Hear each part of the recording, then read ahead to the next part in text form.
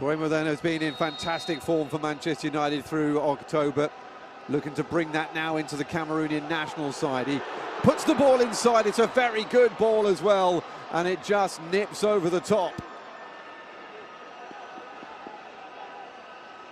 Well, it's Eto'o Njong who's getting back up off the ground. It's a terrific delivery.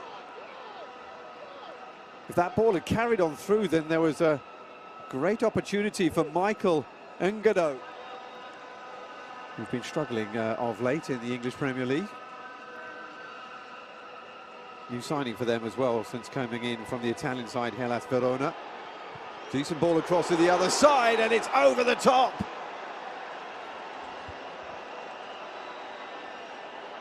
And it's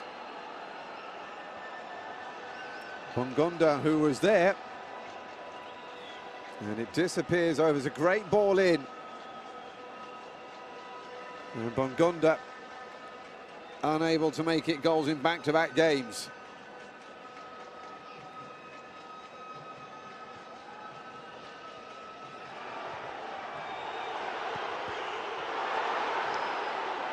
He scored in a 4-1 win over Cap Verde when things were going much better for Cameroon at the beginning of the campaign.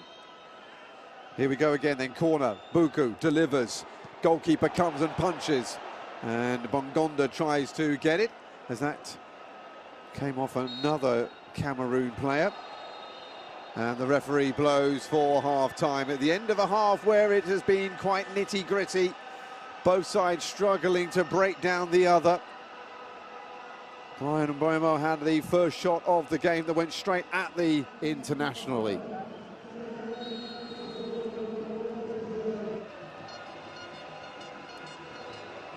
Finally, Cameroon managed to get their foot on the ball and try the quick counter-attack. They didn't score from a counter-attack during the group stage, and they're not going to score from one here either. Bryan Mbeumo racing into the penalty area, but Karl Eto'o Njong not quite sure whether he was going for the shot or the cross here. In the event, he got neither of them right. Bakambu. So sprint to the other side.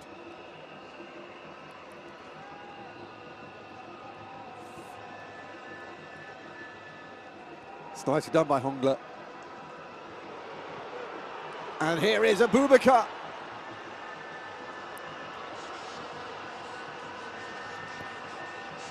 Recently passed the great Roger Milla to go second in the all-time Cameroonian international ranks for scorers.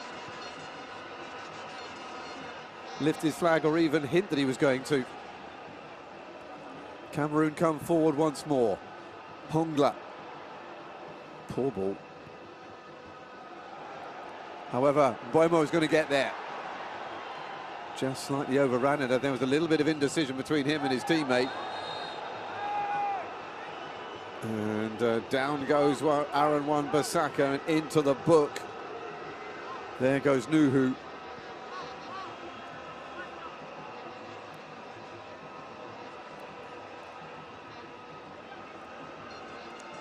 That was wild.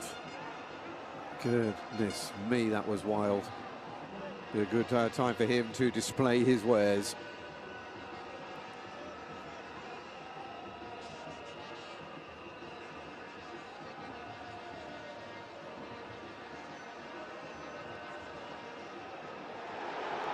Oh, that's gone through, and a chance to score the best of the game so far. And Onana gets down.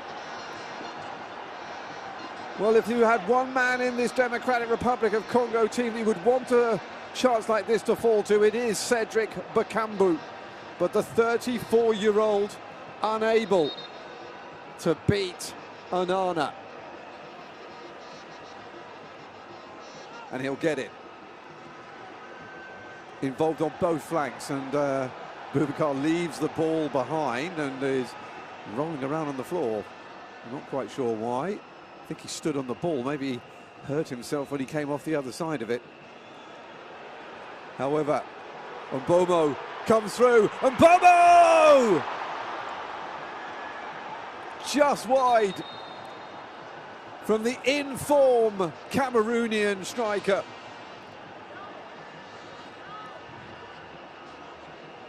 Really good break, a really good ball as well on the overlap. Forward came Mpassi Nzou, didn't get there. And the man who scored in the 2-0 win over Mauritius on the penultimate day of the qualifying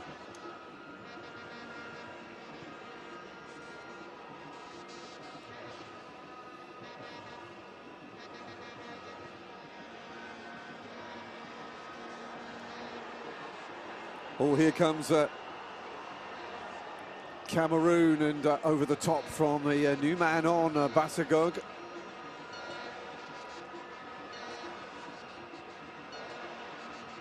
Has set up a goal in this World Cup qualifying campaign, but has yet to score himself.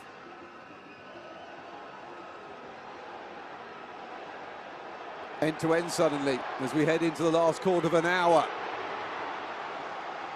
Andre Onana brought into action for the first time in a while from the new man who's just come on, Mayele.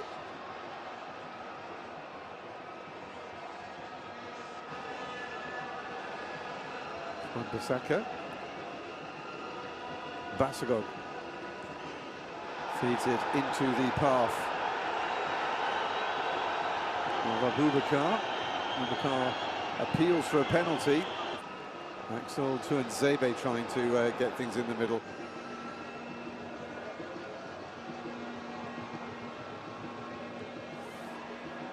It's good. Nkoudou feeds it out to a fellow substitute, Christian Bassogog. Oh, he's fed that in, and a chance here for Eto'o Nyong. Can't beat Lionel Mpassi Nzou, and he recycles quickly.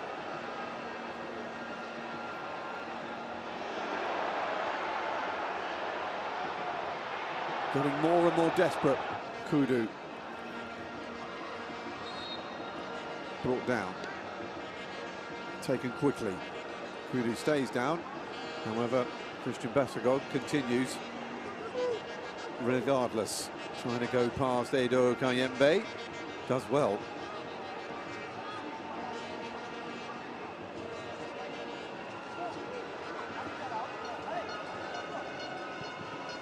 Bassogog again hits the back of Kayembe. Kudu, dangerous ball in, very dangerous ball in, and it's that man again, Karl Eto'o Nyong, who is left disappointed. He was having to fight his way. Now up against him. The man on the Democratic Republic of Congo side up against Jean-Charles Castelletto on Cameroon's. 5 minutes of time added on at the end of this 90 minutes. We're already in the first of them. Democratic Republic of Congo trying to find the winner. Decent ball in, and Nana needed to send it over the top for a corner kick. Haven't seen an awful lot so far from the substitute Sepenga since he came on. It wasn't too far away though. Had to make sure that Onana was sharp, having had an awful lot to do.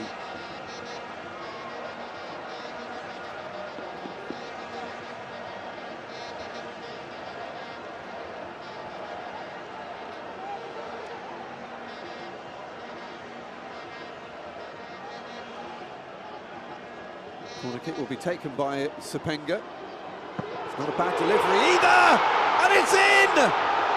And it's the captain, Chancellor Mbemba, who might just have won this for the Democratic Republic of Congo. Looking to make it back to the World Cup for the first time since their debut 50-odd years ago.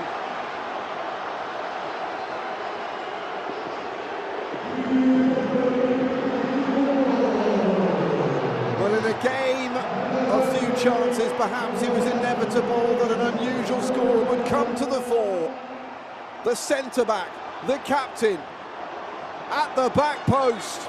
It's a poacher's finish from a central defender.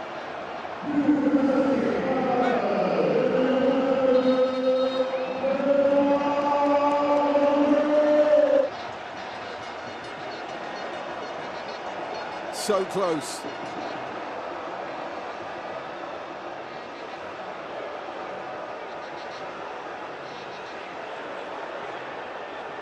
Sebastian Desabre can do no more. It bumps back in again, and it's into the arms of Lionel Mpacienzo. Michael Ngado with a rather tame header. In by Basagog, onto the head of the centre-back, but he could not send it either side of the... Forward by Basagog. Anywhere will do now. And Mbeumo's trying to get on the end of this. Chancellor Mbemba, the goal scorer, just whacks it anywhere.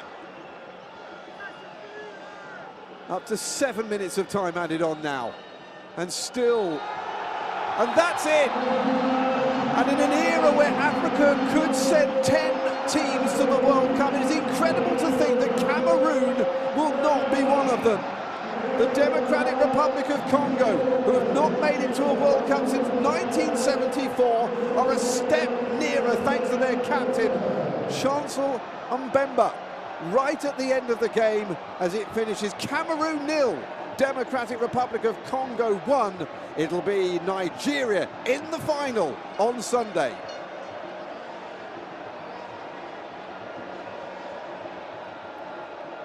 The dream is over though for Cameroon.